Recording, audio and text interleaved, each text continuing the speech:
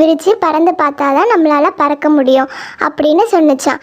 அதை கேட்டுட்டு அந்த டிராகன் பறந்து பார்க்குறதுக்காண்டி மலை மேலே ஏறி போச்சான். இந்த மலையிலிருந்து அந்த டிராகன் பறந்து பறந்து பார்த்துச்சான்.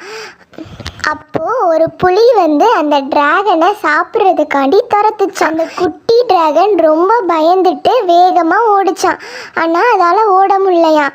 அப்போது பறக்க முடியும்னு சொல்லிட்டு அதோட ரெக்கையை விரித்து பறந்து பார்த்துச்சான். அப்போது அந்த டிராகன் ரெக்கையை வேகமாக அசைச்சு அசைச்சு மேலே பறந்துருச்சான். அந்த குட்டி டிராகன் வேகமாக பறந்தோன்னே புலியால் அந்த டிராகனை பிடிக்க முடியலையாம். அந்த புலி அங்கேருந்து போயிடுச்சான். அப்புறம் அந்த குட்டி டிராகன் நம்மளுக்கு பறக்க வந்துருச்சே அப்படின்னு சொல்லிட்டு ரொம்ப ஹாப்பியாக அவங்க அம்மா அப்பா கூட போய் பறந்துட்டு இருந்துச்சான். நம்மளுக்கு தெரியாதுன்னு பயந்துக்கிட்டே இருக்கக்கூடாது. எந்த விஷயமா இருந்தாலும் பயப்படாமல் செய்யணும். அப்போ தான் நம்ம எல்லாத்துலேயும் ஜெயிக்க முடியும்.